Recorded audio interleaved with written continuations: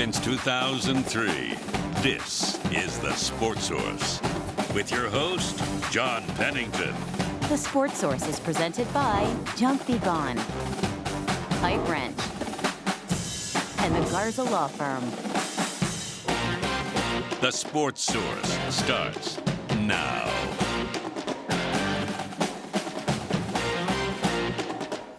Good Sunday morning. Welcome into the Junk Be Gone studios for the Sports Source. We have a big show for you today. It's been a wild week on and off Rocky Top. On Rocky Top, you take care of Arkansas, and you're going to stay number one for another week. Record-setting fifth week is what it looks like. We'll be breaking down the Arkansas game. We'll look ahead to a tough week on the road for the Vols in terms of Florida and Texas. And we've also got some interesting stats about who really helps this team better in terms of when they're on the court or when they're off the court. Interesting stuff, some things that I didn't expect to see. And then when I say off Rocky Top, did you happen to see what Ohio State did to Oregon? Did that change your view at all in terms of what you thought of Tennessee's loss at Ohio State? We'll discuss that as well. Mike Matthews returns. Plenty to cover today. Let's get into it. First segment of our show brought to you by our friends at Junk Be Gone. For many years, I've been telling you about the easiest way in the world to declutter your yard, your house, your garage, your attic, your shed. That's to call Junk Be Gone and have them haul that mess away. From small stuff like cardboard boxes after Christmas to big stuff that they'll actually have to demolish for you. They can do it. Call Junk Be Gone this week or check out junkbegone.biz. All right, let's welcome in the first wave of panelists. We have a couple more waiting in the wings. Right here, Jimmy Himes back with us. Vince Ferrara back with us. Josh Ward, Tyler Ivins, thanks to all of you. Appreciate you being here today. Thanks, John. Beating the icy. Didn't I encounter any ice on the roads this morning? No. I didn't have any. It's coming, though. Okay. Very good. Weatherman Vince Ferrara. Excellent. Plenty of basketball coming up next, as I said, but I want to start with an updated look at Tennessee football. 2 weeks ago, everyone was pulling their hair out over the Vols' brutal loss to Ohio State. We had 6 VFLs on that post-game show. They're all old like me, so most of them didn't have a lot of hair to pull, but they were pulling their hair out, worried about it. Fans freaked out over it. What's it going to take for us to be like Ohio State? Then last week, we were ready for this show, and the last thing we get at like 12:30 on Saturday night was Mike Matthews is in the portal too, so we just opened up our show. It's like, is anybody staying over there? So a week later, Mike Matthews staying at Tennessee for a little extra cash, I'm sure. Ohio State, on a neutral site, annihilates unbeaten number one Oregon, worse than they beat you. Now, Oregon put up more late points than you did, but that was a bigger beatdown than what Tennessee got. So, Jimmy, I'll start with you. Has that changed your view of the Tennessee program in the last week? The Matthews return and the Ohio State beatdown of Oregon? Not really. I thought Ohio State, the night it beat Tennessee, was the best team in the country. Could have beaten anybody. Right. And then they beat Oregon. Now, worse than I thought, but I thought they would beat Oregon. I thought that was more about Ohio State crediting them than discrediting Tennessee, because I think they're the most talented team in the country and the best team in the country. Doesn't mean they're going to win it all, right? Because they could go back and play like they did against Michigan, but I don't think they will. I think that so. In the Matthews return, it's good news. However, when I look at Tennessee's receiving core next year, I don't like it. I thought they underachieved this year, and then when I look at next year, you got Matthews, you got Brazel, who didn't have a very good year. Squirrel White's gone. Staley caught a couple of passes. It's good that he's returning, but you still have a lot of work, in my opinion, to fortify that receiving group to where it is at an SEC level. It was such a disappointment last year at receiving core. I wonder this week, I was thinking about it, how much of a disservice did Josh Heupel do to himself by talking the roster up the way he did? Now, they did get in a playoff, but in terms of the receiving core being that great, I think he overhyped them and they under-delivered. Vince, has your view changed at all? Now, maybe you weren't in the mode of, ooh, this is looking bad, but what's gone on this week? Has it eased concerns with people out in the in Vol land, in your opinion? Probably a little bit for the fan base, but not greatly, because I think people still want to see answers in the portal. They want to see the roster improved. I've referenced it a number of times. You outlined on this show the difference in the talent between Tennessee and Ohio State. There's 30 more combined 4 and 5 stars on Ohio State's roster versus Tennessee going in. And what you saw was that difference in talent. That was the biggest thing. And that's the biggest thing Tennessee needs to address. Now, getting Mike Matthews back, that helps. You'd like that wide receiver position less if he wasn't there. Yeah. That was the one that I kind of raised my eyebrow on, but it wasn't a panic mode. But I do think it does soften the blow for a lot of fans. Said last week that him departing was more of a concern because of the overall departures than it was him, because you really didn't use him that much last year. Right. In terms of him being a 5-star freshman receiver, he didn't look like Ohio State's 5-star freshman receiver. Right. He didn't look like Alabama's 5-star freshman receiver. Maybe he becomes that, but I think the panic last week was, is there going to be anybody left in that receiver room? Gentlemen, you both deal with the public every day. Do you think that this week has changed the perception from a week ago, or is it still biting nails and freaking out? I think it helped a little bit. I'm sure that Matthews deciding to stay helped. Now, the reaction I saw was, okay, great. Who else can we add? Because they do need to add others. With 3 returning players and then freshmen, and we've talked a lot about the lack of freshmen that have gotten on the field quickly. Maybe that changes this year. But they need to find more help. They need a lot of areas to improve. They have to replace Dylan Sampson. That was one immediate reaction. I was, okay, well, what about Sampson? So you got kind of back to that part. But I think Matthews saying the potential for him to be really good helped, and it alleviated the concern of, wait a minute, why is this 5-star that would start next year deciding to leave? If they created, one particular listener on the text line, if he created, this was just one, his own, I guess, New Year's grocery list, having Mike Matthews return was just one of the boxes that were checked. Ask us again in a week, 2 weeks, after the big game hunting of the transfer portal is over, how do you replenish the wide receiver room, replace the Dylan Sampsons, fix the offensive line from some of those departures? I wasn't on the program last week, me personally, whenever I saw the news of the 18 that were leaving through the portal, not the graduation, the 18. I saw 17 guys that could be replacing Mike Matthews. Seeing that Mike Matthews is returning, at least for me, and I can't speak for the fan base, but I think a lot of them, it's ease because you can't replace 5-star talent that easy, much to Vince's point and some of the numbers you've brought up. But yeah, closing the gap against Ohio State, no, but being able to pick the right groceries and add them back to the cart, success in that category. My concern, and you're right, and I've heard a lot of people say that, okay, I don't see many guys here that, oh, he's irreplaceable. Right. Even Matthews, as I just said a moment ago. You look at his numbers and you're not saying, oh, that's a program destroyer. At the same time, okay, Matthews you got back. Those 17 guys who are replaceable, you're replacing them with freshmen. Yeah, that's part of the issue. Like there are a lot of guys. Play. Right. There are several backups that have to be replaced, but if you're replacing with freshmen, the coach's confidence in those guys could drop. Like Jason Jenkins, defensive lineman. We spent time this season talking about the importance of having a guy like that as a reserve defensive lineman that could help you. He transfers to Florida State. Now you have to replace that guy that Ronnie Garner trusts on the defensive line. And maybe that happens. They have some other guys that could develop. But at linebacker, what if they deal with injury? Well, Jalen Smith was a guy that they saw developing within the program.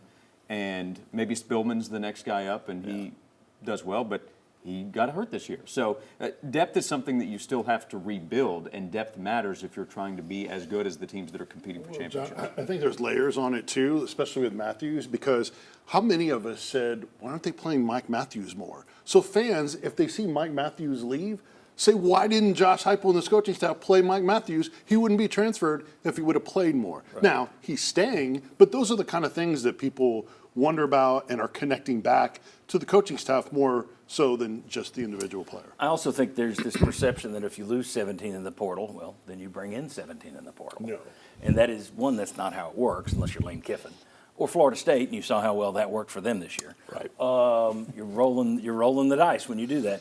Mm-hmm.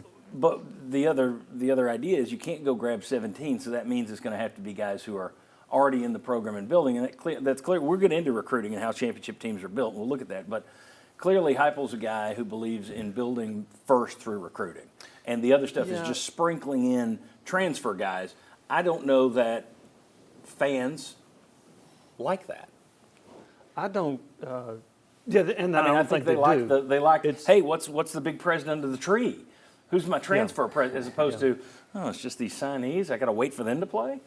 Well, here's the thing too about the signees. If you look on offense, how many offensive linemen have they signed that became starters on the team? Yeah, that this group that signed. They signed, right. Yeah. Cooper Mays doesn't count. Sprague doesn't count. That's a previous staff. Darnell Wright was previous staff. Yeah. So then you look at receivers. How many wide receivers have they signed that have emerged and been really good players. Squirrel White caught 67 passes 2 years ago. And other than that, They brought in Brew McCoy, who was but it was a solid. transfer, but I'm talking about Yeah, freshmen that they signing. Okay, signed. gotcha. Yeah. So, Tillman were there already. yeah, Hyatt and Tillman were there. So They and need Ramel Matthews Keaton, and Staley to join that list next They, season. they Yeah. do. Badly. And so that's a concern. They have not done well with offensive linemen that they recruited or signed that became good players, and the same at wide receiver. So that's my concern about going forward with some of the freshmen that they have. It's the two areas that you most need to hit in this offense. Yeah. Aside from quarterback, they keep hitting quarterback, or they keep signing 5 stars, but they aren't getting the offensive linemen and wide receivers. They've got players at other positions, except for those two. And quickly, and this is a big if to parlay off what Jimmy just said, how many of those offensive players have you seen be successful in year one in Josh Heupel's program? Usually it takes a little bit of seasoning, marinade. It takes that second year before you start seeing a little bit of that blossoming. So when you hear Josh make a comment like Matthew Staley, you need some of these guys, Brazel, to blossom this year. Hopefully that you're just crossing your fingers at that second or third year in the system, you start seeing the fruits of that. I was really glad you sent me cross fingers there. At first, I wasn't glancing. I thought you were just flipping me off. Oh, no, I'll give you that finger if you want That's that the one, too. viewers. That's what the viewers are doing. Okay. Very good, guys. When we come back, Tennessee pummeled Arkansas and old friend Jonas Aidoo yesterday. We've got Mark Pancratz coming out. We've got Paige Dower coming out. Let's discuss how they beat up on the Razorbacks. Come on back on the Sports Source.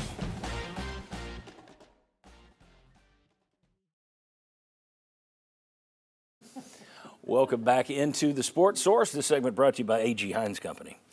Nudura concrete forms, cultured stone, masonry, roofing supplies, any kind of material that you need for building a project at your home or building a major project outside your home. They're the biggest construction companies in the state go through A.G. Hines Company. You can too. They've got tremendous building materials. They've got the tools you need, and they've got more than 100 years of expertise to put behind all that and to help you as a do-it-yourselfer figure out exactly what you need and how to do it. A.G. Hines Company. Get down there and see Gordon Hines, his whole family, good people. See him this week, aghines.com. All right, let's welcome in right here Paige Dower. Paige, thanks for being back with us. Always. Mark Pancratz, thanks for being back. I'm glad that we haven't run the two of you off yet. Mark, you keep coming back for year after year. We appreciate it. Thank you. Tennessee, I'll tell you what, let's do the poll question first. Sorry. We got the poll question up there. And your questions are, and because there's no little orange lines, I can't read it from here. So you'll just have to guess what's in the lead. Can you tell what's in the lead right now? Yes. I need to go see my eye doctor. All right, your statement is, which statement is most true? This is your question today. Which statement is most true? Pick one of the 6.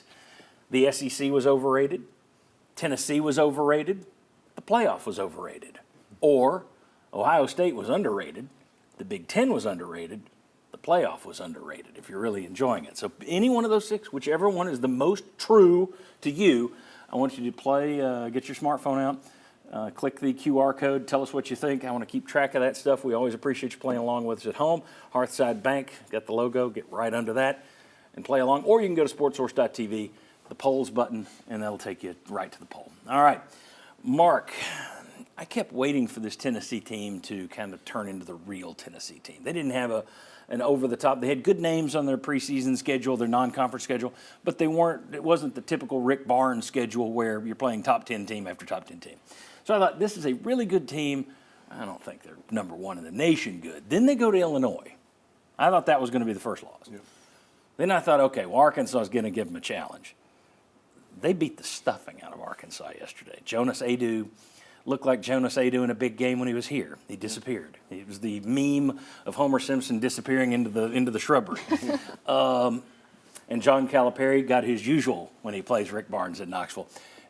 What did Tennessee do right? Now, there wasn't much they did wrong, but what was the key to this one? Well, I think the physicality, the way we offensive rebounds. We had more offensive rebounds than they had rebounds in the first half, and we were just dominant with the physicality. I mean, even getting through the screening action, how we defended them on the ball, the physicality, it just took over. The interesting part about it, I think, what you saw with, which was my concern, is you go to play like a Florida or these other teams in the SEC that have played a better schedule, because yes, we've played good names, but we haven't played the right talent. You saw it early in that game. We were over-rotating. Like, when we go play against Norfolk, you know, kick and drive it, we can help, and they make the right pass, but they don't have a lethal shooter in the corner. Arkansas did, and they got out to an early stretch where they were making some shots. They took an early lead. because we just weren't accustomed to playing that type of talent. But we settled in, physicality. Obviously, Chaz Lanier can shoot the basketball. The way Zakai's playing right now, high level. We've got, let's tell you what, we can go ahead and put the box score up for the Vols if you want to see these stats, but I'm going to run through a couple of them here as I give it off to Paige and Jimmy. Chaz Lanier, 29 points yesterday. If we can get the graphic up there. There we go. Chaz Lanier, 29 points. Milicic, Akpara, Zeigler all in double figures. Milicic was 18 rebounds yesterday. And as Mark said, 51-29 rebounding advantage. Arkansas, meanwhile, 6 of 29 from three-point range. Paige, it was a complete and total beatdown. Yeah, and I think to Mark's point, when you were mentioning the rotation that they had early. I mean, Arkansas had their first 4 buckets of the game, and then they were able to adjust, and I think that's a testament to the team that they were able to find a quick adjustment, able to settle in, and then have that perimeter presence. With Igor, I think the physicality they brought on the rebounds, he had 18 total rebounds, which was the most since March 23rd, I think, 2014. So it's been a long time since we've had a player like Igor Milicic, but just their ability to play with the physicality. Rick Barnes, after the game's like, if I could bottle up the DNA of all of our players, man, would he ever. And, of course, leading that Zakai Zeigler. I think so much of what he does doesn't necessarily show up in your box score, but their physicality, like you said, Mark, I think is the biggest difference. I don't think when Tennessee got Milicic, they thought he'd have an 18-rebound game. He has really brought it on the boards. He's had 3 consecutive games where he's had at least 10 rebounds. And the thing that impresses me about Tennessee is they can beat you in so many different ways, whether it's offensive rebound, whether it's defense, whether it's Chaz Lanier shooting. And I was surprised that Rick Barnes had said that Lanier's a better pure shooter than Dalton Connett. I thought that, and I'm not arguing with it. I just thought it was pure shooter versus scorer. Yes, exactly. So, but yeah, this team can beat you in so many different ways. And what they did to Arkansas just completely took them out of their game. The offensive rebounding was impressive. The one thing, though, from Tennessee, I think they need to try to figure out how to build a little bit more depth. They've had an injury. They've had a departure. They've had a guy that's been in and out of the lineup for personal reasons, whatever. So that would be a little bit of a concern for me. We showed that last week on the show when you compared this year's Tennessee team to the 8 teams, including Tennessee, that made the Elite 8 last year. You've got the smallest rotation. You're playing the fewest bench minutes of those 8 teams that made it last year. But last year's team was another one where we spent the year saying, this team can beat you in so many different ways. And now you got it for a second straight year, which makes you feel pretty good about the trajectory of this team. Yeah. Go ahead. And I know we'll talk about Igor in the next segment, but Felix, because you got to see yesterday the person that he replaced, right, in Aidoo.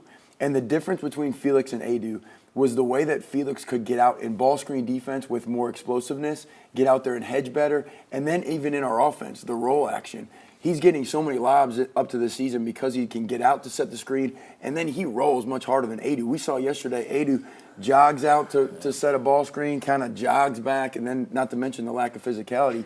Felix doesn't get the credit that he deserves in the way that this offense is moving. And then the last piece about the depth thing, we got to get Meshack more confidence. He's out there, but he's got to find a way to get more confidence, being able to shoot an open shot. Still playing fewer than 12% of total possessions, which is interesting considering he does have minutes. It's just when you look at the by possession, somehow it's not up there in terms of Pomeroy's rankings. It's not up there where you would consider him a major contributor. Aidoo, 4 points, 5 rebounds, 29 minutes. I thought it was a carbon copy of the last Tennessee game. We saw him play against Zakai Zeigler, where it was just like, I got nothing. See you guys. And 16 boos, by the way. Yeah, well, a lot of boos. A lot of cheers, too, when he had the ball in the second half because there was nothing he was able to do. And I think that goes to Felix's strength as well when the team was able to kind of manipulate the strong and weak side. You saw it when Zakai Zeigler was guarded up against Jonas Aidoo and just drove straight to the rack and then got that tough layup against, I think he's like 6'11", Jonas Aidoo. So I think Felix Akpara and them being able to manipulate that played a key role in that as well. I think that was Ziegler's favorite play of the game. Yeah. When he drove by Aidoo. We will talk more about Akpara and what's happened since Aidoo and Owaka, who were your 2 inside guys last year, what's happened with this inside game. We've got some interesting numbers that are going to show you how it's better, why it's better, we'll talk about with Mark. Also, in terms of when a guy's on the court or off the court, which players make the biggest difference for this Tennessee team in terms of, man, this team is much better when he's on there? And are there some surprise guys who you would think, oh, they're much better with this guy out there, and you look at the numbers, it's like, no, they kind of just let him do his thing and they take a back seat. I'm giving you hints. Come on back, we'll show you the numbers next. Welcome back to the Sports Source. This segment brought to you by Uncle Jim's River Cove Campground, folks. if you're wanting the best place to hook up your RV and enjoy beautiful mountain vistas, all within about 10 minutes of every attraction you can imagine in Sevier County, then rivercovecampground.com is where you need to go as soon as we're done with today's show. Smoky Mountain vistas right along the Little Pigeon River. They've got premium RV hookups, an endless list of amenities. Visit the website and you can see it all. It is really impressive. And because this place has only been open for a few months, you can probably still get in there. There may be a place to find if you're lucky. rivercovecampground.com. All right. Take a look here. Vols better. We ended the last segment by chatting about this. Last year's numbers are kind of in orange. This year's numbers are in white. And some of these are just different ways of looking at the same thing. But still, block percentage is up. And what this shows you, the percentile thing basically tells you, you see the actual number, but the percentile on right tells you where Tennessee is in terms of the rest of college basketball, 360 schools or whatever. Tennessee in their block percentage, the percentage of shots they block, 18.6 or 18.8, that's the 99th percentile. So you're as good as anybody in the country, basically. 2-point percentage, you're scoring more inside than you did last year. Offensive rebounding percentage is up. Paint points per game, percentage of points that you're getting in the paint, blocks per game, all up, all better. Mark, when the season ended and everyone was kind of surprised that Awaka and Aidoo had departed, everyone was kind of worried that, okay, what's going to be your inside game? You had to go find something to make it better or at least be the same. And darned if you didn't get better. So far, now this numbers track the non-conference part of the schedule. Right. We'll look at them again at the end of a tough conference row because it is a hard conference. But for now, they've taken a step forward. Yeah, I mean, I think the versatility between Felix and Igor in our ball screen offense, ball screen defense, and spreading the floor out tremendously to get Zakai in there. Zakai is making the right pass. I mean, just some simple stuff that we take for granted with Zakai. Like, Chaz makes a bucket. He goes out of his way to find Chaz the next possession to get him another shot because he's feeling good. So the spacing on the floor with the versatile bigs, even with Cade Phillips' athleticism, that's a different level of athleticism that we saw coming off the bench last year, even with – because we put Josiah at the 4. Josiah wasn't setting ball screens and rolling. He was a okay shooter. So that's really helped our offensive side. And then Felix defensively guarding the rim allows our guys to be really aggressive on the perimeter. Okay, now I want to move on to something else, and I'll bring you guys in for this one. All right.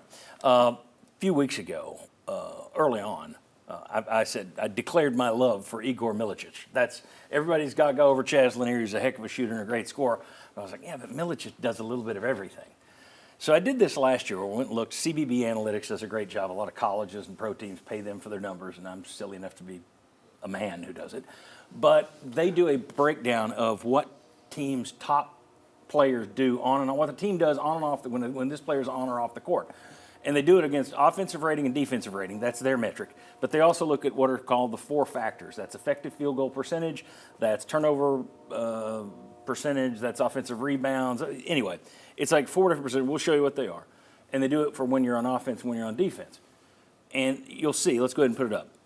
So you'll see the top 7 players for Tennessee in terms of minutes.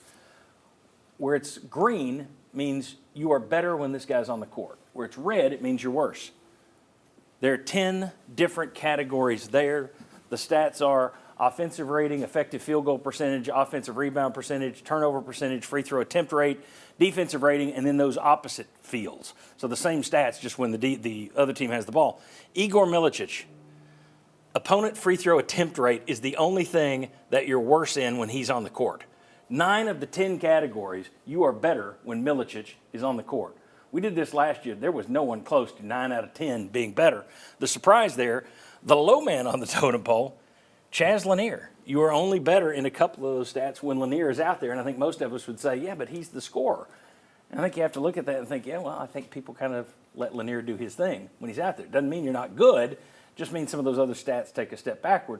But to me, it does speak to the fact that Igor Milicic has a more overall impact on this team, bigger overall impact on this team than anybody else out there, in my opinion. You guys can agree or disagree. The stats may lie in your opinion. Go ahead. Yeah, when Igor committed to come to Tennessee, I was really intrigued because of what his role would be. He's the first power forward that has come to play for Rick Barnes that has true stretchability. Grant Williams became that in the NBA. That was not his role at Tennessee, and he was a great player, don't get me wrong.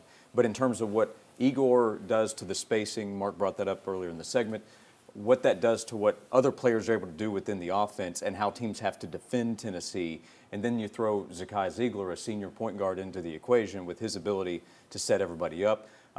Everything that they do collectively, Igor changes what those other players, his teammates, are able to do, plus his own ability to hit shots and do different things. I totally agree with that. And what he does, too, he's not just a stretch four. He can basically run your offense from that point position because he's such a great passer, and he can get you in the right play.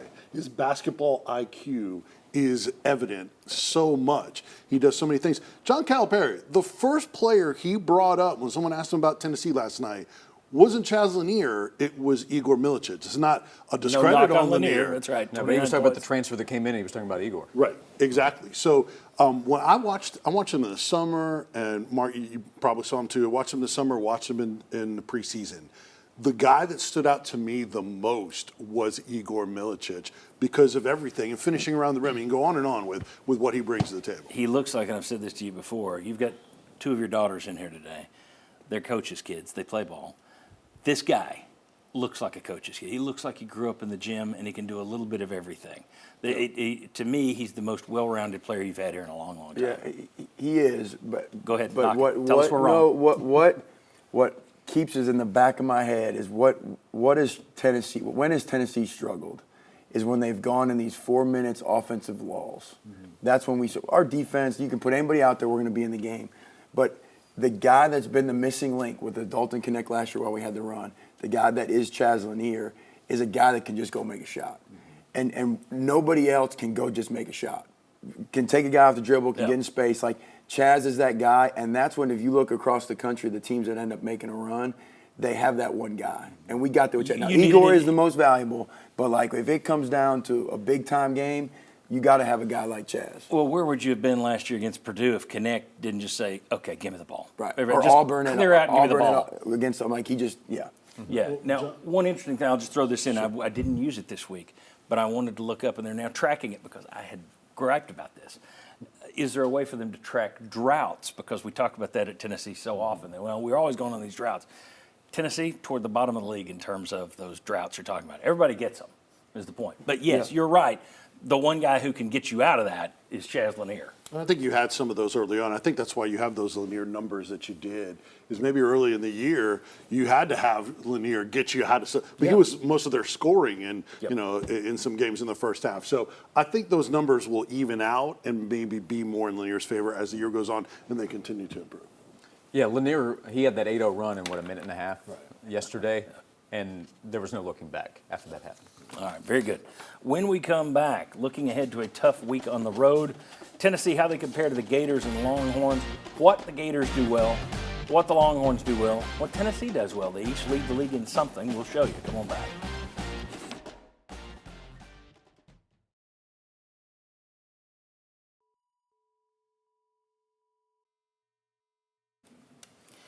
Welcome back into the Sports Source, the segment brought to you by Southeast Termite and Pest Control.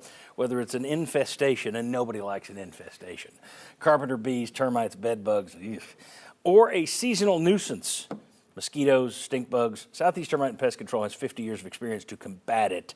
In terms of protecting your home from critters and humidity, they also do crawl space encapsulation work. Southeast Termite and Pest Control. Visit them today at southeasttermite.com. I use them. I guarantee you, you'll be happy with them if you use them too. How about that?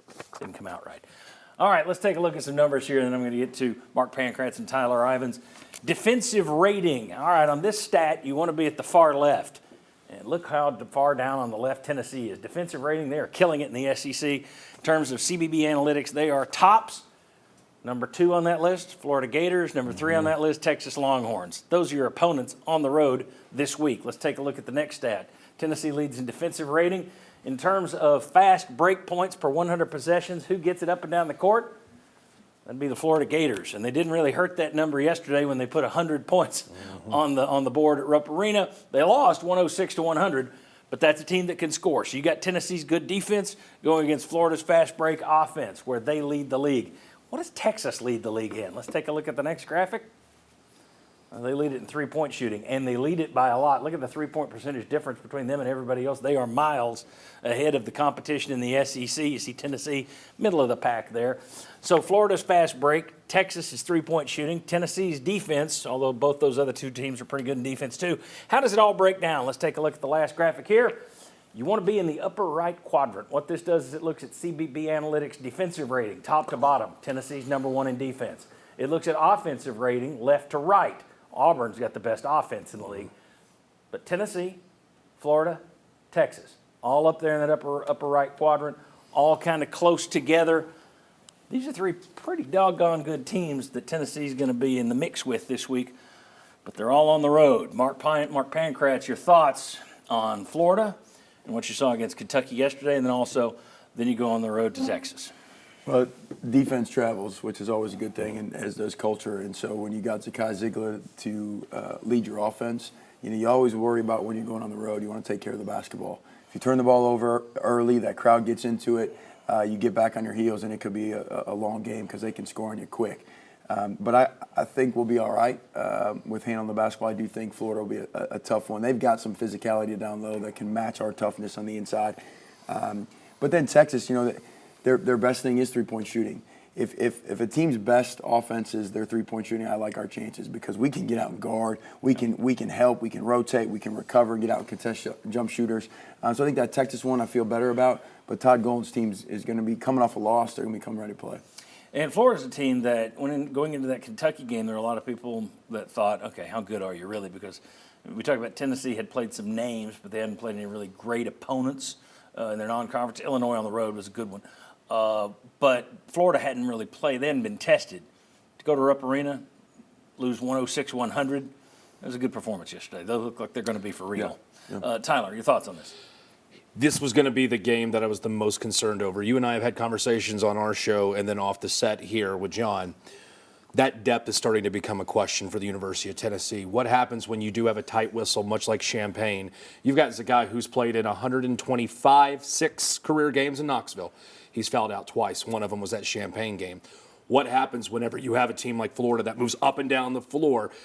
I feel like what I'm about to say is going to preempt a lot of people to go, well, it's going to be the officials. My concern with Florida is what happens if there's a tight whistle and Tennessee's depth starts getting questioned down in Florida. When you see those numbers John put on the side screen, that's my concern is if we start seeing bonuses at the 10 mark, 9 mark of each half, I think there could be some concern there because of players like what Carter can do, Elijah, some of those different guys that Florida's brought in.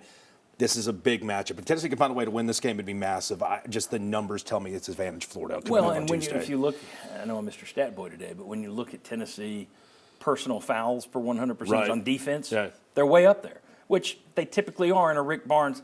When you play tough defense, you get whistles.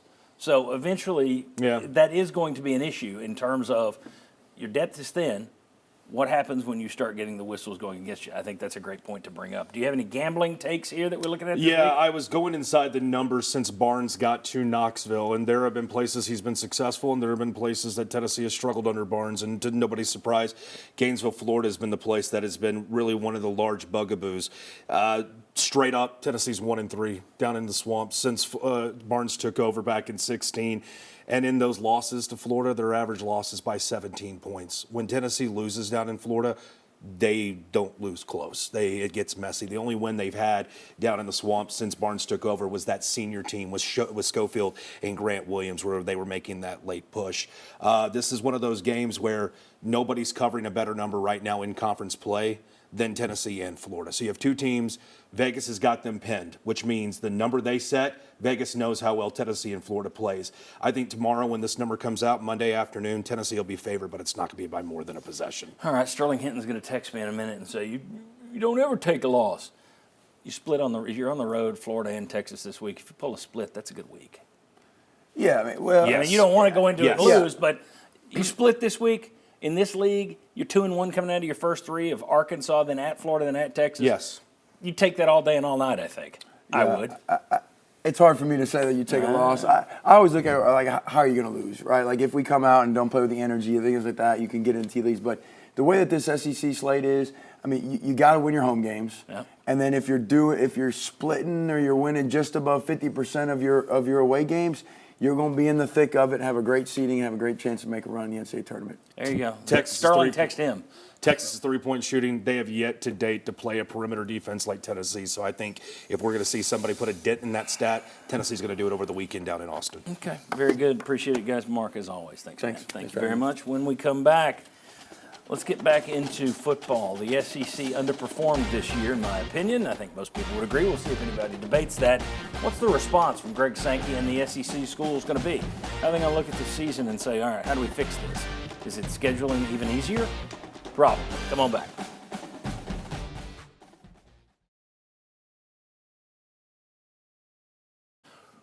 Welcome back to the Sports Source. This segment brought to you by Madisonville Marine. They are reopening tomorrow after the holidays, and boy, do they have a huge selection of new and pre-owned boats for you to see. Get down there ASAP to pick from the widest selection because those boats are going to go quick.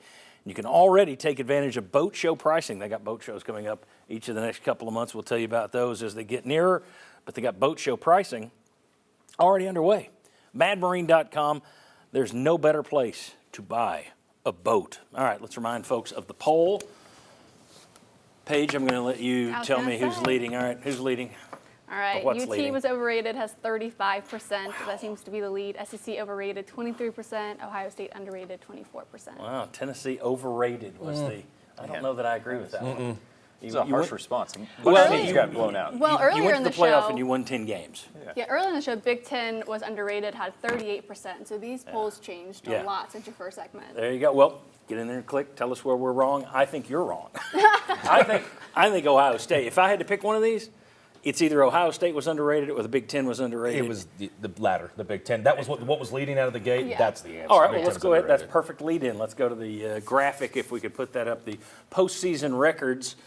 There you go. Big Ten so far in postseason play 9-5. The SEC 8-6. That's okay, not terrible. You look at the ACC, it was 2-11. Good Lord. But the problem with the SEC, you know, we all sit down here and we laugh. That big, slow Big Ten can't keep up with our speed. You know, they kicked your fanny in 4 out of 5 games. So Big Ten 4-1 against the SEC so far. Not great. How does the SEC respond? And I'll start with Josh down here because I know they wanted more than 3 teams in the playoff. The idea that you got 3 in and the ACC got 2 in, that's not going to sit well with Greg Sankey. The idea that the seeding was messed up, he's already talking about that. But you've had some SEC coaches, and ADs. Greg Byrne at Alabama talked about the fact that, well, maybe we'll just have to take a look at scheduling. How does the SEC respond to this? Because you know they're not just going to sit back and roll it back without doing something.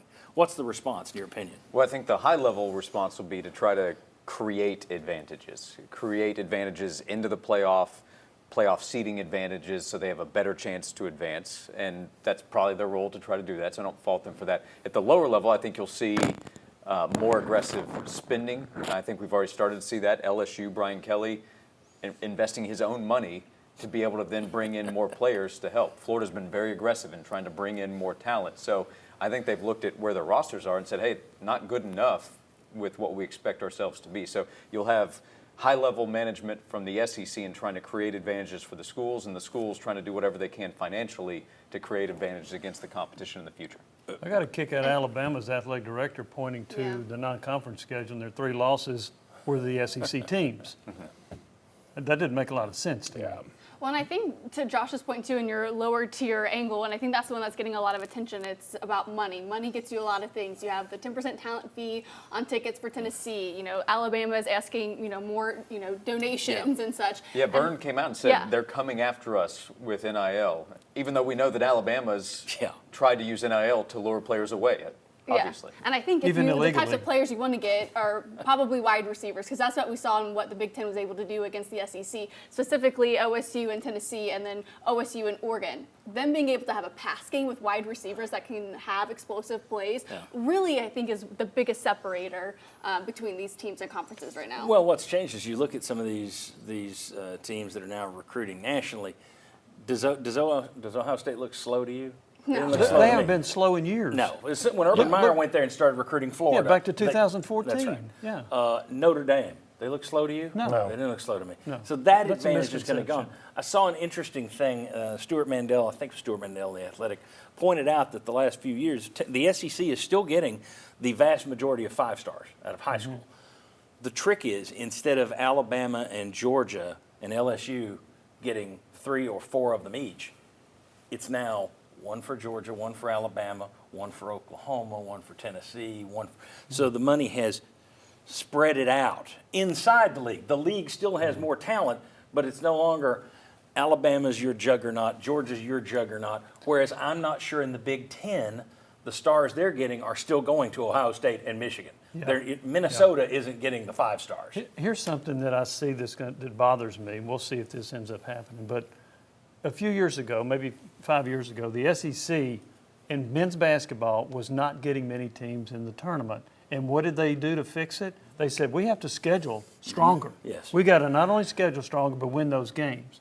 Now, because 3 teams, in my opinion, got an advantage because of a weak schedule, Indiana, SMU, and Tennessee, I think the SEC might look at it and say, well, why do we need to go out and schedule a tough non-conference slate? Let's just make it easy because this committee valued wins more than strength of schedule. And I don't think that concerns me. And I don't think you'll ever have a committee that sits there and has the guts to say we're putting a 9-3 team in, go pound sand, you 11-1 team. I don't see it happening. I don't either. Whether they should or not, I don't think any of them are going to do it until we go to a computer. Well, and after Alabama's lost to Michigan, I don't think that'll happen anytime soon because that was the biggest argument. That's right. Alabama looked awful. And South Carolina was also getting a late push, and they fell About apart. Big Ten teams. Yes. Yeah, part of their issue is they weren't as good as they told us they were. Yeah, it was a down year. And I spent half the year talking about, they're beating each other up because it's such a great conference. No, they beat each other up because it was a down year. Go ahead. You brought it up on the program. You said you needed a barf bag that came in with a plane seat because I said Dog Meat University. Keep scheduling crap teams. You don't like it. Directionals. No, I hate it. It's good. But guess what? We asked on the station, would you rather have no-name teams come to the University of Tennessee and continue to pay upwards of X amount of dollars for your seats and your talent fees? Or would you rather see good teams but maybe risk not making the college football playoff? I'm talking almost unanimous. We don't care who comes to Knoxville between September and November. Get to the playoffs. You're going to get bad teams continuing to come through here. And then you'll go in and play a team that is better than you, and you're going to convince yourself, they can't keep up with us. We beat Kent State. We're so good. And then when you lose, everybody's going to be mad and crying, you overrated the Pennington. No, you're the ones that wanted to see them play Gudger. Congratulations. And for those who don't know it, Gudger is a small community in Monroe County, I think between Madisonville and Vaughan. I did not know that. Who doesn't? And you're also increasing the ticket prices for Tennessee fans or any fans to go watch games, yet you're going to dummy down your schedule? See, I would be, if I were a fan, I would be upset with I that. would I not want be to see paying. better. You're right. I wouldn't be paying, though. That is not me. I do not believe in the coward's path. Do you know how many fans sat in the scorching heat August 31 to see Tennessee rout Chattanooga? Oh, no. It's pathetic. It's going to keep happening as long as the wins add up in December to get to the college football playoff. Well, that'll really battle test you for when you get there. So congratulations. I hope Kent State gets you ready like it did when you went to Columbus this year. Well, I think can that's sit why there and say, we've Alabama- played an Ohio team. How good can Ohio State be? We beat Kent State. Go ahead. I think that's why Alabama was still in the conversation late in the game or late in the season because they had that win over Georgia. The tough wins, the big wins matter late. If Alabama didn't have that, I doubt they would have been in the conversation the way they were. Yeah, it's unfortunate, but I think that the scheduling thing is where they're going to go because it's the easiest thing to control. And I also think Josh is right that they're going to try and say, I think the SEC and Big Ten deserve an extra bid, an automatic bid to their champions that should be seeded 1 and 2. They've already pushed for that. Yeah, So I think that's where it'll probably go. But I don't know what the elite teams are going to do about their second-level replacements who are starters elsewhere, jumping ship and going elsewhere. Like Georgia this season was not as deep and as overall talented as it used to be because Georgia went out and played tough schedule. Yeah. They played Clemson and Georgia Tech out Yes. of conference. But they still weren't as good as they've been the last few years, and that showed up against Notre Dame. Quickly, Tony Petitti, Greg Sankey, they said earlier this year they'd like to get together and do an in-season, perhaps schedule, adding one team on each schedule for the Big Ten versus the SEC. Stop talking and actually pull it off. We'll see where it goes. I'd love I to don't see think that. they'll do it. I don't think the SEC I wish will they want. would. Yes, so I don't do I. think the SEC will want to do it after seeing these numbers. They went 1 and 4 against the Big Ten. I bet they won't do that now. All right, I'm all for it. When we come, beats playing Kent State and Gudger. Here, here. And hail to Gudger. When we come back, what are reasonable expectations for UT's football program? I'll give you my thoughts, and we'll let these people tear them to shreds next.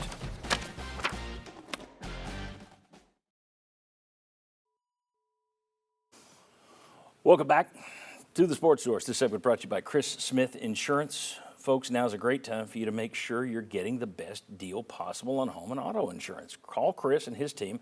Have them do a comparison of your coverage to their coverage. If they can beat your rate, they'll tell you.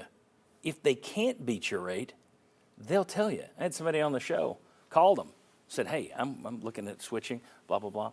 And Chris looked at it and said, you got great insurance as it is. Now, that's honesty. That's what you're looking for. That's why Chris started his own company years ago. He didn't feel he was getting the right kind of backing from the insurance company he had. He's doing it himself. ChrisSmithAgency.com. Give him a call. Learn more about Chris and his team today. All right. I'm going to quickly give you people a couple weeks ago. Let's go ahead and put the graphic up. A couple weeks ago, people were talking about what are the expectations for Tennessee? Why can't we be like Ohio State? And I'm here to tell you that's pie in the sky dreaming. What's realistic, and we'll see if these guys agree, one national championship every generation, 20 to 25 years. One SEC title every 10 years, because that's gotten so difficult now. Only the top 2 teams in the championship game. It's no longer divisions. There's 16 teams. I've lowered my expectation on the championship games. Plus, who cares? They don't mean anything. Next, 5 playoff berths or top 15 finishes every 10 years. And I know what you're saying. That's not good enough. Well, we'll show you why it is. 1 losing season equals hot seat, not an automatic firing. 2 losing seasons in 4 years, that's a firing. And that's pretty much what's standard for all the big-time programs in the SEC. If you go back over history, you have 2 losing seasons in 4 years, you're out. Now, why do I say this? Let's talk about the national championship thing. Let's look at the next graphic. Last 26 seasons, since they went to a system other than just the polls, they went to the BCS and Tennessee won the first one, you got one coach who accounts for 7 of those titles. It's very rare to win more than one, okay? You see Ohio State, Florida State, Georgia, Clemson, Florida, they've each won 2. LSU's got 3. One of those was Saban. And then Alabama, all Saban. The thing about Ohio State, you realize they got 2 in the last 26 years. They also have 2 since 1970. Georgia has 2 since 1980.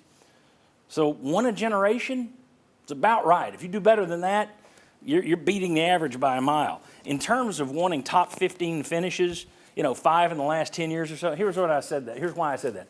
52 schools with at least 1 AP top 15 finish in the last 10 years. 52.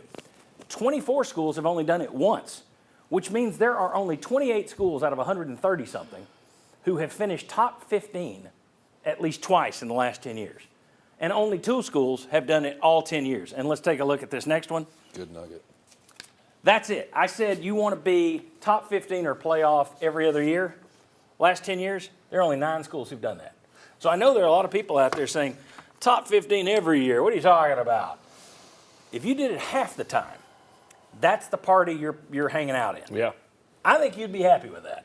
I think that's a realistic expectation for Tennessee. A national title once a generation, SEC title once every 10 years, playoff top 15 finish, which basically means the same thing. You're in the same ballpark there. If you're top 15 in the SEC, you're probably going to have a really good shot of making the darn playoff. Do that 5 out of every 10 years. I think that's a realistic expectation. Vince Tyler Page, it's got to be a quick segment, but go ahead and tear me to pieces. Tell me why I'm wrong. I'm not tearing you to pieces. I think it's almost spot on. The playoff every other year, I mean, that's still quite the accomplishment. Now, eventually fans are going to want you to do something with it, but I don't have an issue. It's realistic to today, even though the history, you would think, well, they should be doing better than that because, of what Tennessee, has the potential to do. And I think the quarterback room that they're getting with the next coming classes, the wide receivers they hope to keep and get from the portal, I think being a top 15, top 20 team is really realistic. They just need a win down the stretch. The only reason they were in the top 12 to finish was because a number of teams lost to get them there. I do think the SEC title still matters. So I think for them to be there, I think that probably feels a little bit more realistic than trying to get a playoff at the rate that you're thinking. In terms of the championship matter, Go ask Georgia how much it matters. But they've done it. If you haven't Ask done it, SMU, that's how they say I don't it. think, Ask yeah, and it Clemson, didn't that's mean how they anything. got it. Well, for Clemson, it meant something. I They think got it in, but matters. I don't think it matters anymore. Face value, They're all I out. thought 2 of these I'm going to absolutely whack pinata style. Then you showed your work. I can't tear you apart on that. And to the point, Paige, I just don't think conference championships matter anymore. I don't think any Tennessee fan would care about an SEC championship T-shirt they cut their grass in or a hat that they wear out to work, as long as they're in the college football playoff. And heck, some of them, oh, that's great that we don't have to play in this Texas A&M, Texas, whatever, Georgia makeshift. There were a lot of people who were happy when they were asking about the tiebreaker procedures at the end of the regular season. Oh, great, I don't have to go to Atlanta. I can save all my money and go to Columbus, and it actually means something.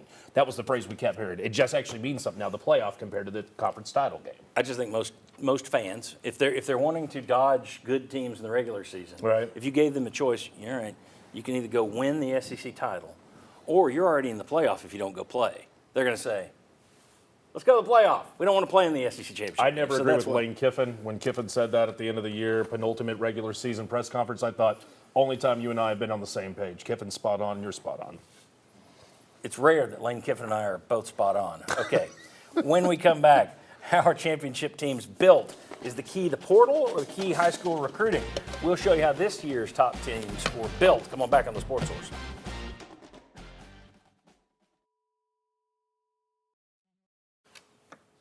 Welcome back. This segment of the show brought to you by Safety Systems. Isn't it about time you caught up with your neighbors? Almost everyone now believes in home automation. Lights, climate control, door locks, sound systems. You should do it too. You control it all from your smartphone or tablet. You can do that at your house if you call Safety Systems. They've been doing home automation since before it was cool. JJ Surlis, VFL, he and his team can help hook you up and make you space age. SafetySystems.com to learn more. I'd like to thank former WATE anchor Gene Patterson for texting me and pointing out that he thinks Gudger is between Madisonville and Inglewood, not between Madisonville and Vonore. I don't know. You're talking to somebody whose family is from Tater Valley in Union County, so I'm not sure. I may be off on where my Gudger location is. Gene's a pro. Salute to Gudger and to Tater Valley, by the way. I like throwing out names. All right, let's take a look at the final poll results. Who's got the best eyesight that can see what won? Tennessee won? Yeah, Tennessee overrated is your winner, correct? Yeah, 35% ahead of Ohio State being underrated. Wow. I think it's Ohio State underrated or Big Ten underrated. Yeah, Okay. I agree. Yeah, to me, it's those two. Yeah, Ohio State has proven it was underrated going in. Yeah. All right. How does Tennessee catch Ohio State? How do they catch those teams? If you want to be better than what I laid out in that last thing, you want to be in the playoffs every year, et cetera, et cetera. How do you guys go about it? Are you spending more time recruiting in high school? Are you spending more time in this portal? Attack the portal. Which way are you doing it? Vince, I'll start with you. I think it's And you 2 can't to say 1. both, Chuck No, Keller. it's Yeah. 2 to 1 recruiting.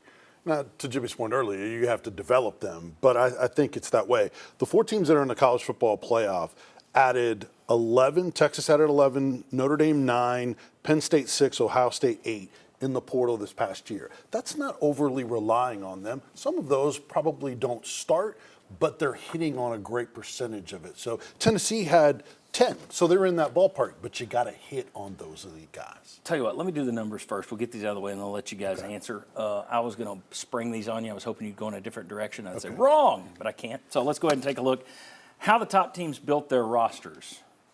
All right, so what you see there, these are the national champions for the last few years. Michigan, Georgia, Alabama, LSU. And then you got Oregon, who was number 1 for most of this year. Ohio State, who beat you, and Tennessee this year.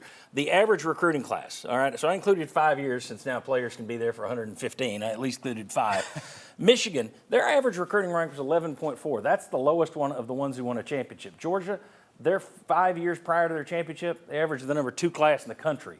Number 2 class in the country in 2021. Alabama, the number 2 class in the country was their average. LSU, when they won it, they averaged the number 7 class in the country. Oregon this year, 8th. Ohio State, that beat you, is average 4th of the last 4. You're 14.8. You're below all those teams. So that's to me, that's the biggest issue. You've got to build with the recruiting. Now let's take a look at the next one. I thought they did a great job in the Rose Bowl game this week of pointing this out. Everybody was like, well, Ohio State spent $20 million. Yeah, it wasn't just on transfers. This was their defense. Look at all the 5th-year starters. Look at all the 4th-year starters. Look at you only got 2 transfers on there. So it was a handful of transfers, as Vince pointed out. And then I've told you for years to go ahead, I've been telling you, go ahead and subscribe to the newsletter for Josh and Swain because I found this number. Let's go to the next graphic here. Josh put that top number up there. Pro Football Focus put out their draft board this year, and they had 5 Vols on it. All right, 5 Tennessee guys, and you see where they had them. James Pierce, 29, Omar Norman Lott, 51, Dylan Sampson, 54. Those are your only top 100 players. Look across the 4 teams remaining in the playoffs. 14, 11, 8, 7, you got 5. Look at top 100 players. Ohio State has 10 top 100 players. And to get to Vince's point, of those top 100 players, only 2 transferred in this year. One of them transferred in like 3 years ago. But it's mainly homegrown talent. Josh, do you agree that it's mainly focused on the recruiting? That's where Tennessee has to make it up, is in the high school recruiting. And then you sprinkle in some talent in the transfer portal. Yeah, without question. You supplement, you find guys that can fill spots. If a Caleb Downs comes available and you have a shot at him, go after him because he is a difference-making player. But there are only so many difference-making players. The rest are going to be guys that fill roles. Your elite players, guys that lead you to championships, are going to be guys that you sign out of high school most often and develop within your program. You're looking at roster retention at Ohio State. They have depth of incredible talent, and that's why Ohio State has 2 blowout wins in the playoff and is the favorite to win the national championship. Yeah, I think it has to be that base. And, you don't get those 4- and 5-year guys, even 3-year guys, which is a lot these days, if you're not developing those players. Obviously, staff continuity leads to that. But you outlined it, the difference in the 4- and 5-star. That takes time. Yes. And if you're going to chip away and try to catch up, yes, you have to be higher up in the rankings in the top 10. You got to keep them. You got to hit a greater percentage of them because they're going to stay there too. So you can say, we're going to have a top 5 class. Well, so are they, and so are the other powers. Yes, that's the key. You have to hit the greater percentage of it and develop those players. Yeah, you look at Tennessee, you keep being in the top 10 right now. The last couple of years, you've been top 10. Right. You got to get top 5.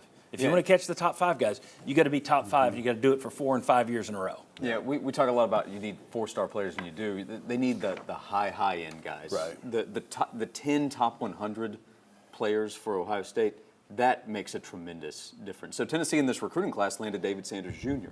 He is a top level player. They beat out Ohio State to get him. Tennessee needs to land more of those level players to catch up in this conversation of overall talent. And they need to play him so he doesn't transfer and develop him so they can get more people to come in. Getting him is the starting point, and then there's work that has to be done. Exactly. Ohio State, one of the big portal guys, was their number 2 running back. And look at that 1-2 combination of Henderson and Judkins. Yeah. One of them was a portal addition. So it's not just starters, it's those key role guys as well. Exactly. I just think so many people think that the portal is the key now.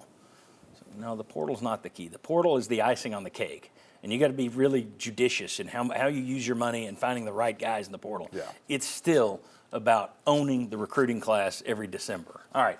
When we come back, postseason reactions around the SEC. We got Brian Kelly, Kalen DeBoer, Shane Beamer questions. Come on back.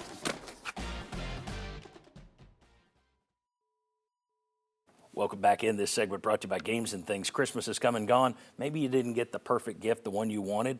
Well, buy it for yourself. Get down to Games and Things. Make your home the entertainment envy of your neighborhood. Card tables, pool tables, arcade games, Bluetooth jukeboxes, bars, bar stools, you name it, they got it, because life should be fun. Make your life fun. Get down to Games and Things. OurGameRoom.com. This year is their 45th year. Games and Things. All right. 3 quick questions, one for each of you. We're going to go around the SEC right now. Paige Dower. Kalen DeBoer lost 4 games this year. He lost as many games as a double-digit favorite in 1 year as Nick Saban did in his entire time at Alabama. Is this a one-year blip, or is Bama's era of dominance over? Maybe the era of dominance is maybe put on ice. Where did you go to school? Somewhere in the SEC Okay, as well, go ahead. yeah. So I think the era of dominance is probably put on ice again after seeing what happened this season. The amount of guys that they left or lost in the transfer portal. You did get some wins out of the transfer portal as well. They have the number 7 receiver for the 2025 class coming in. They got rid of their co-defensive coordinator. I think the seat is warm for Kalen DeBoer and what I'm hearing from the Alabama fan base, but I just think if they can win a little bit more in the transfer portal over the next couple of seasons, maybe we'll see some dominance come back. All right, Jimmy Himes, known LSU fan, huge supporter. You know better than that. Huge supporter of Tigers. People hate you with that. Anybody from Louisiana, you have to be an LSU fan if you're from there. It's like when I'm from Kentucky, so I had to be, I grew up in Kentucky for a while, That's so why I'm you're a a Patriots fan. huge You're from Kentucky fan. Yeah. All right. Who's got bigger second thoughts right now? Brian Kelly for thinking he'd have an easier time winning a title at LSU than Notre Dame, and now that Notre Dame's in the Final Four, or LSU fans and administrators for seeing Notre Dame go further without Brian Kelly this year? Oh, I think it's LSU administration. Now, Brian Kelly's thought was, if Les Miles and Ed Orgeron can win a national championship at LSU, I can win one because I'm smarter than those guys. Okay, well, it hadn't worked, Brian Kelly, and your accent hadn't worked either. So I think that the administration's having some regrets, and I think if they struggle again, that he puts himself firmly on the hot seat. Well, I mean, they blew up Ed Orgeron 2 years after national title, wasn't it? They did. I mean, And they blew it when they had Jaden Daniels at quarterback and they couldn't get into the playoffs. All right, Vince. I can't come up with any way to make a false connection with you in South Carolina. So you got cousins in South Carolina? So, okay, here we go. Well, that's kind of there's some red in that coat. Okay. You're a Carolina fan. All right, Shane Beamer admitted that he planned to have his players give the universal signal for we're not returning a kick, and then return the kick anyway. That was his trick play. Brett Bielema lost it, walked across the field, and gave him that signal. Beamer blew his top. How dare you show a gesture to me? Who's in the wrong here? Beamer for taking advantage of a don't hit us, we're not returning the kick play, or Bielema for simply giving a look back? Well, I actually heard Bielema explain this in detail, and he said he didn't have a problem with it necessarily. He just wanted to let Beamer know like he did. that he recognized that he knew what he was doing from a coaching standpoint. That was his explanation of it. Maybe that's not true. No, come on. But he was in the wrong for doing it in that form. He could have done it later in the Bielema was in the wrong. Yeah, he could have done it later on personally. This is good. Finally, somebody I can debate with. Wrong. Beamer was in there. What is this? You're gonna use a signal that we're not returning a kick and then return the kick. Here's what I'm doing. If that's not a close game, I'm telling my guys on the next punt return, I don't care if he calls for a fair catch or not. I want you taking him out of the end zone, through the locker room, and leave him dead in the parking lot. Kill him. 15 yards, we're going to eat it. And that's not an overreaction. No, if you're gonna take advantage of my guys, I'm going to kill it. There's nothing wrong with it. Obviously, the Seriously. post-game handshake was so anticlimactic. I got a problem with that. Nobody else them. has a problem with Beamer doing that? No, watch them change the rules. You remember They how will. the fake That's- quarterback slide from Yeah. Kenny Pickett? No, yeah, I thought Yeah, that's a crap play too. yeah. It's BL. There's a Bush Lee. there's a little loophole in it, which is not totally legal, but they'll change that. You're right. That's the breaking the spirit of the rule. Then It is. Why do you do this then? If it's not supposed to mean anything, That's don't right. do it. That's That's right. weak. That was weak. I thought Beamer was weak for crying about it. Good for Bielema, and I don't like Brett Bielema. Vince, thanks for being here. Let's bring out some other guys. I don't like Josh or Tyler, but we'll bring them out here. They don't like me. Let's have a fight in the end. All right, last segment. What are we doing? Has the playoff lived up to expectations? I don't think it has. Yeah, come on back. Good job.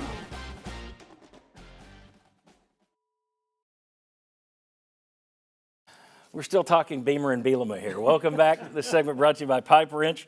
Issues with your hot water heater, with your heat and air unit? Just worried that one or the other might not be getting too old and you don't want to have one of them go down this winter?